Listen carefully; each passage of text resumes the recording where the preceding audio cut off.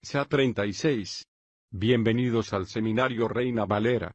Yo soy Gilberto Aves, rector del Seminario Abierto, y esta es la lección número 36 de la materia Sinopsis del Antiguo Testamento, cuyo tema es Sofonías. El día de la ira de Dios. Pedimos la bendición de Dios sobre el estudio de su palabra. Empecemos. Sofonías, el día de la ira del Señor. Por Ray C. Stedman. A Sofonías le tocó hablar acerca del tema más desagradable de la Biblia, el juicio de Dios.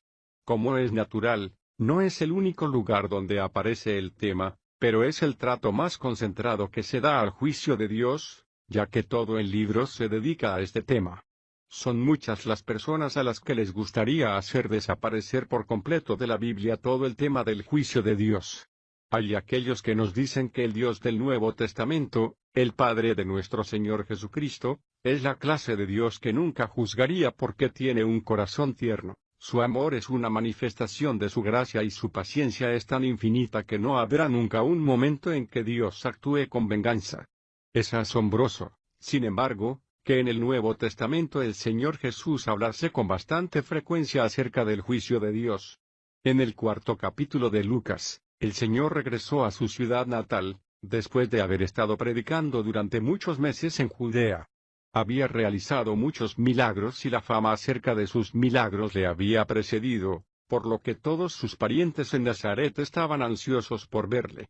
No se había comportado de ese modo mientras era niño y estaba creciendo y ardían en deseos de ver si al volver a su hogar realizaría alguna obra poderosa. Lucas nos dice que Jesús entró en la sinagoga en sábado y le fue dado a leer el libro de la profecía de Isaías. Abriendo el pergamino halló el lugar, que casualmente era el capítulo 61 de nuestra versión de Isaías, donde dice, «El Espíritu del Señor está sobre mí porque me ha ungido Jehová. Me ha enviado para anunciar buenas nuevas a los pobres». Isaías 61, 1. Ese pasaje predice el ministerio del Mesías. Entonces se detuve a mitad de la frase, justo al llegar a la coma, y su última palabra fue que había venido a proclamar el año aceptable del Señor, pero Isaías continúa diciendo y el día de la venganza de nuestro Dios. Isaías 61, 2. Pero el Señor no leyó eso porque no era el momento apropiado para proclamar el día de la venganza de Dios, pero ha de llegar dicho día y fue el Señor mismo el que describió el día del Señor, de lo cual ha quedado constancia en Mateo, Marcos y Lucas, y es precisamente acerca de este día de lo que habla Sofonías. Sofonías significa oculto en el Señor y el profeta está hablando como si fuese un representante del remanente de la fe, de aquel grupo relativamente pequeño de personas que permanecerá fiel a Dios y a su palabra en los tiempos de prueba y dificultad que han de venir sobre la tierra. Serán ocultados, por así decirlo, por Dios mismo entre las naciones de la tierra y Dios cuidará de ellos para mantenerlos en la fe durante este tiempo. Y es acerca de este pueblo sobre el cual escribe Sofonías y especialmente sobre ese día que ha de venir, el día del Señor, que describe gráficamente el profeta. En el capítulo 1, Sofonías nos habla acerca del carácter de la venganza de Dios y no es un pasaje agradable. Comienza después de que el profeta se ha identificado a sí mismo como el bisnieto de uno de los reyes de Judá, versículos 2 a 6. Yo acabaré por completo con todas las cosas de la faz de la tierra, dice Jehová. Acabaré con los hombres y con los animales y acabaré con las aves del cielo y con los peces del mar. Haré tropezar a los impíos y eliminaré a los hombres de la faz de la tierra, dice Jehová. Extenderé mi mano contra Judá y contra todos los habitantes de Jerusalén. Eliminaré de este lugar lo que queda del culto de Baal, y el nombre de los sacerdotes idólatras. Eliminaré también a los que se postran en las azoteas ante el ejército de los cielos, a los que se postran y juran por Jehová, y al mismo tiempo juran por Moloc. Eliminaré a los que se apartan de en pos de Jehová, y a los que no le buscan ni le consultan. Y Sofonías dice, versículo 7. Callad ante la presencia del Señor Jehová porque el día de Jehová está cercano. Hay una gran diferencia entre el día del Señor y el día que se le dedica al Señor. El domingo es el día del Señor, el día de la resurrección, pero el día del Señor es algo diferente y no debemos nunca confundir estos términos. Es como la diferencia entre un caballo color castaño y un cofre como un caballo. El día del Señor era el día en el que el Señor resucitó de los muertos y por eso es por lo que celebramos el domingo. Pero el día del Señor es el día en que se manifestará la mano de Dios directamente en los asuntos de los hombres. Fíjese en el proverbio personal en todo el pasaje: yo acabaré por completo con todo. Acabaré con los hombres y con los animales. Eliminaré a la humanidad. Dios está obrando por medio de los acontecimientos de la historia, por medio de las naciones, de los ejércitos y de las diversas calamidades que acontecen. Su mano está oculta, envuelto en el guante de la historia, pero todos los escritores de la Biblia concuerdan en que vendrá ese día en el que Dios intervendrá directamente de nuevo en los asuntos de los hombres. Encontramos una referencia a ese tiempo, en palabras del mismo Jesús, en Mateo cuando nuestro Señor habla acerca de la gran tribulación. Entonces os entregarán a tribulación y os matarán, y seréis aborrecidos por todas las naciones por causa de mi nombre. Mateo 24, 9. Y el Señor describe este tiempo, pero no es este el día del Señor al que se refiere Sofonías, porque este es un tiempo en el que las naciones seguirán aún luchando y haciéndose la guerra. Entonces Jesús dice Mateo 24, 21 y 22. Porque entonces habrá gran tribulación como no ha habido desde el principio del mundo hasta ahora, ni habrá jamás. Si aquellos días no fuesen acortados, no se salvaría nadie, pero por causa de los escogidos, aquellos días serán acortados. Esto concuerda exactamente con la profecía de Sofonías. Dios dice que acabará con todo lo que hay sobre la faz de la tierra, pero por causa de los escogidos, aquellos días serán acortados. Y Jesús continúa diciendo en Mateo 24, 24. Porque se levantarán falsos cristos y falsos profetas y darán grandes señales y maravillas de tal manera que engañarán, de ser posible, aún a los escogidos. Y dice claramente, versículo 25. Mirad, os lo he dicho de antemano. En otras palabras, no os pongáis nerviosos por esto. Luego nos encontramos con la descripción del día del Señor, Mateo 24, 29 a 31. Pero inmediatamente después de la tribulación de aquellos días, el sol se oscurecerá y la luna no dará su resplandor.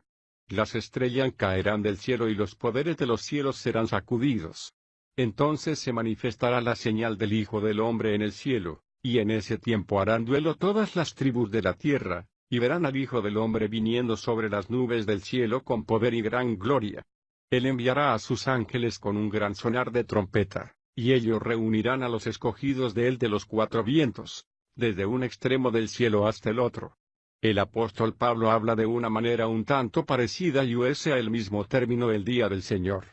En mi indicador ordinal femenino de Tesalonicenses encontrará usted una de varias referencias que hace Pablo a este gran acontecimiento. En el capítulo 5, versículos 1 a 6 dice: Pero acerca de los tiempos y de las ocasiones, hermanos, no tenéis necesidad de que os escriba. ¿Por qué no? Bueno, porque ya se les había dicho en el Antiguo Testamento. Porque vosotros mismos sabéis perfectamente bien que el día del Señor vendrá como ladrón de noche. Cuando digan paz y seguridad, entonces vendrá la destrucción de repente sobre ellos, como vienen los dolores sobre la mujer que da a luz, y de ninguna manera escaparán. Pero vosotros, hermanos, no estáis en tinieblas, como para que aquel día os sorprenda como un ladrón. Todos vosotros sois hijos de luz e hijos del día. No somos hijos de la noche ni de las tinieblas. Por tanto, no durmamos como los demás, sino vigilemos y seamos sobrios. Hay también muchos otros pasajes que se refieren al día del Señor y todos concuerdan en que el momento en que los hombres proclamen paz, se estarán en realidad preparando para la guerra, en un tiempo en el que se estarán aferrando a una forma de santidad, estarán negando los poderes de dicha santidad y en un tiempo en el que estén declarando que los problemas de la vida se están resolviendo, será exactamente cuando se encontrarán en mayor peligro que nunca y entonces vendrá el día del Señor. Volvamos ahora a Sofonías y veamos lo que dice al respecto, capítulo 1, versículos 7 a 9. Callad ante la presencia del Señor Jehová, porque el día de Jehová está cercano. Jehová ha preparado un sacrificio y ha escogido a sus invitados. Sucederá en el día del sacrificio que hará Jehová, que castigaré a los principales, a los hijos del rey y a todos los que llevan vestido extranjero. Asimismo, en aquel día castigaré a todos los que saltan sobre el umbral de las puertas y a los que llenan de violencia y de fraude la casa de su Señor. ¿Qué es esta fiesta y quiénes son estos invitados que han sido invitados al día del Señor? Es la gran cena de Dios que también se describe en Apocalipsis 19, versículos 17 a 20, donde Juan dice: vi a un ángel que estaba de pie en el sol, y él gritó con gran voz a todas las aves que volaban en medio del cielo, diciendo: venid, congregaos para el gran banquete de Dios, para que comáis la carne de reyes, de comandantes y de los poderosos, y la carne de caballos y de sus jinetes, y la carne de todos, tanto de libres como de esclavos, tanto de pequeños como de grandes. Y vi a la bestia y a los reyes de la tierra y a sus ejércitos, congregados para hacer la guerra contra el que estaba montado sobre el caballo y contra su ejército. Y la bestia fue tomada prisionera, junto con el falso profeta que había hecho delante de ella las señales con que había engañado a los que recibieron la marca de la bestia y adoraban a su imagen. Ambos fueron lanzados vivos al lago de fuego ardiendo con azufre. Este es el gran banquete de Dios. Son los pájaros y los buitres los que son invitados a festejar comiéndose los cuerpos de los hombres. Hay otra descripción de esto en Ezequiel 39.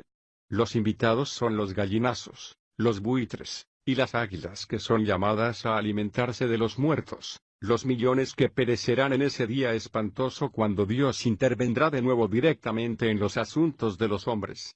Pero bueno, dirá usted, ¿cómo puede ser esto? ¿Cómo puede un Dios de amor, el Dios del Nuevo Testamento, hacer algo así? ¿Cómo puede Dios, que ama la misericordia y es lento para la ira, llegar a semejante situación? Y hay muchos que nos dicen que debiéramos eliminar estos pasajes de la Biblia, alegando que debiéramos de leer nuestras Biblias de manera muy parecida a como leemos literatura. Por ejemplo, leemos en la novela de Robert Louis Stevenson La isla del tesoro acerca de un personaje que se llama Long John Silver. Leemos que era un hombre cruel, rapaz, un individuo que no era digno de confianza. Pero si después de haber leído eso, viniese alguien y nos dijese que en realidad Long John Silver es una gran persona, que es amable con su madre y que una vez que se le conoce es un hombre muy agradable, no lo creeríamos porque conocemos a Long John Silver y sabemos que no es esa clase de hombre. Por lo tanto, si alguien nos dice eso, no le creeremos. Una persona con una actitud así podrá decirnos además: he conocido a Dios como un Dios de amor, de gracia y, por lo tanto, cuando leo en la Biblia algo que dice que es un Dios de venganza y que va a destruir a la gente, sencillamente no me lo creo. Lo que hago es eliminarlo y digo que ha sido otro el que lo ha insinuado, porque no es ese la clase de Dios al que yo conozco. Es esta clase de razonamiento lo que sugiere que deberíamos leer nuestras Biblias y arrancar aquellas partes que no concuerdan con nuestras ideas acerca de Dios, pero lo que nos queda, como es natural, no es otra cosa que lo que nos agrada y lo que pensamos con respecto a cómo debería de ser Dios. Como es natural, eso demuestra de qué modo nuestro argumento cae por su propio peso porque el libro que nos dice que Dios es un Dios de amor también nos dice que es un Dios de venganza. Y cualquiera que medite en serio acerca de sí mismo y sobre el amor entenderá por qué un Dios de amor tiene que ser además un Dios de venganza. Porque si amamos a alguien, odiaremos todo aquello que pueda perjudicar a la persona amada y nosotros estamos en contra de cualquier cosa que sea una amenaza o destruya lo que nosotros amamos. Y el mismo amor que ha movido el corazón de Dios a ser derramado durante siglos, en un esfuerzo incesante por conseguir que el hombre despierte a su necesidad y para que escuche el llamamiento a la gracia, es el mismo amor que por fin le incita a eliminar a aquellos que niegan todo lo relacionado con su gracia y se identifican con lo que se opone a su voluntad y su obra entre los hombres. Entonces no le queda otra cosa que hacer que destruirlos y por eso es por lo que el profeta habla tan claramente sobre esto. Continuando con Sofonías y Dios dice con franqueza, capítulo 1, versículos 14 a 18. Cercano está el gran día de Jehová, está cerca y se apresura con rapidez. Veloz es el día de Jehová, es más ágil que un corredor, y más presuroso que un valiente. Aquel será día de ira, día de desolación y de devastación, día de tinieblas y de oscuridad, día de nublado y de densa neblina, día de toque de corneta y de griterío, sobre las ciudades fortificadas y sobre las torres altas. Yo traeré tribulación sobre los hombres, y andarán como ciegos, porque pecaron contra Jehová. La sangre de ellos será derramada como polvo, y su carne como excremento. Ni su plata ni su oro podrá librarlos en el día de la ira de Jehová, pues toda la tierra será consumida con el fuego de su celo. Porque de cierto exterminará repentinamente a todos los habitantes de la tierra. A Dios no le resulta fácil hablar de este modo. Él mismo dice que no se deleita en la muerte de los hombres ni en el juicio. El juicio, nos dice el profeta, es una obra que le es ajena porque su corazón se deleita en la misericordia, pero al final, si no se hace su voluntad, si la tierra ha de disfrutar algún día de la gloriosa libertad de las promesas transmitidas por los profetas con respecto al hombre, si los sueños que se encuentran en el fondo de los corazones de los hombres con respecto a un mundo en el que no haya guerra, sino un tiempo de prosperidad, un tiempo en el que el gozo inunde la tierra, en el cual los hombres puedan vivir juntos en una gloriosa armonía, cuando hasta los animales perderán su enemistad los unos hacia los otros y la paz cubra la tierra como las aguas cubren la mar, si eso ha de convertirse en una realidad, entonces es preciso que Dios resuelva la maldad enraizada de los hombres.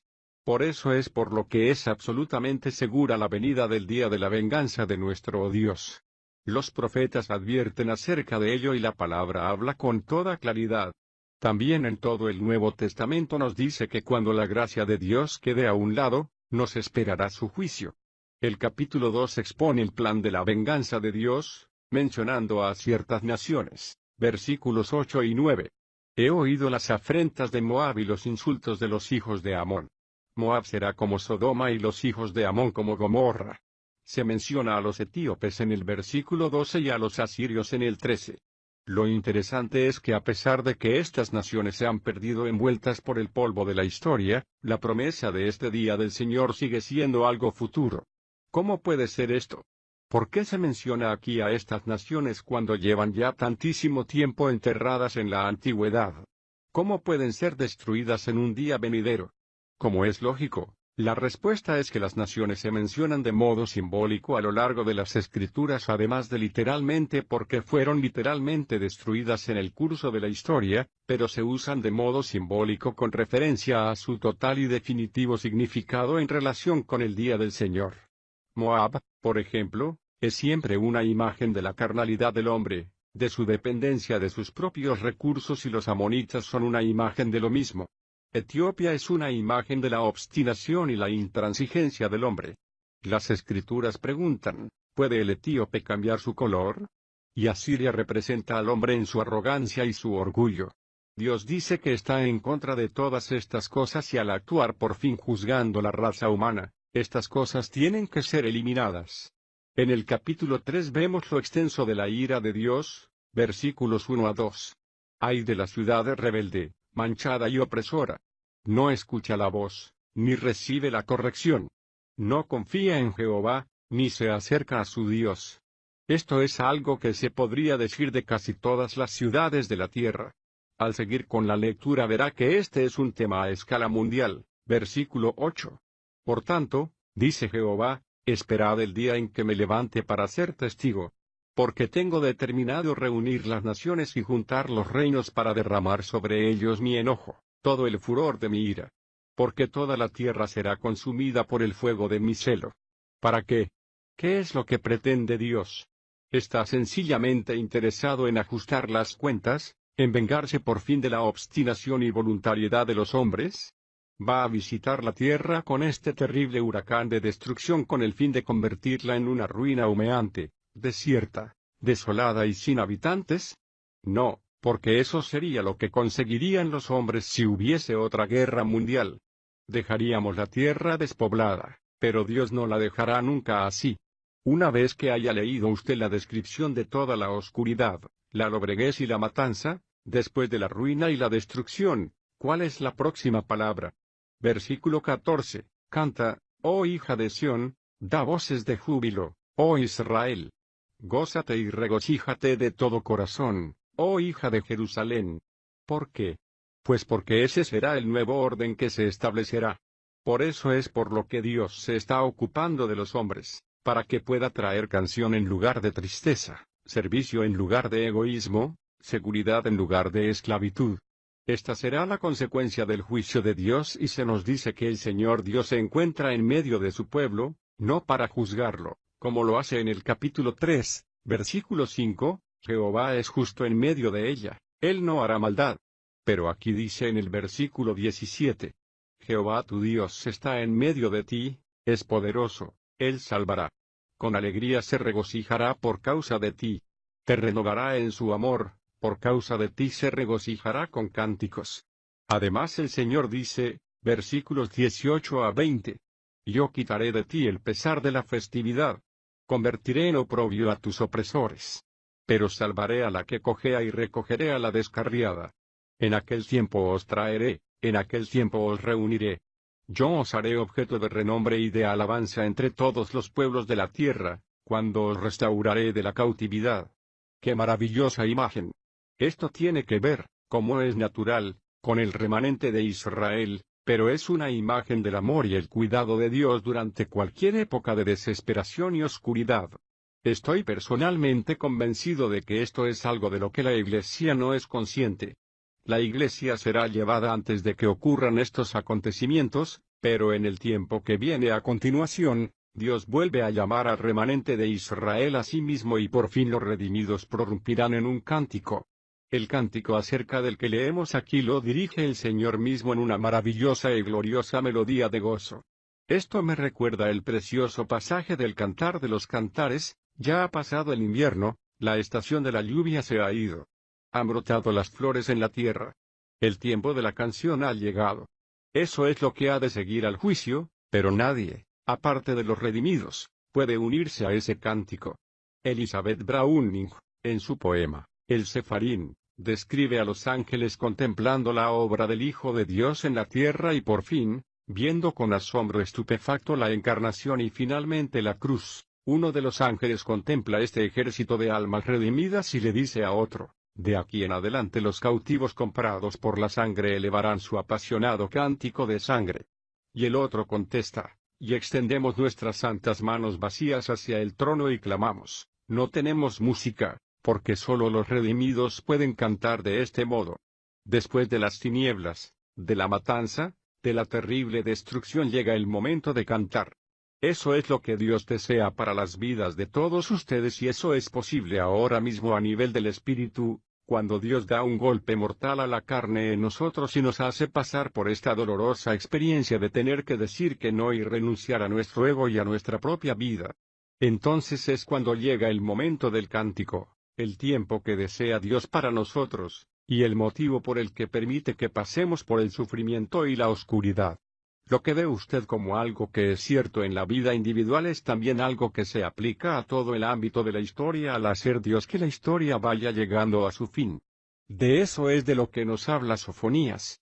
Aunque es una escena dolorosa, que comienza con oscuridad y tristeza, el final es uno de gozo, alegría y cántico. Oración Padre nuestro, sabemos que estas palabras son verdad y como nos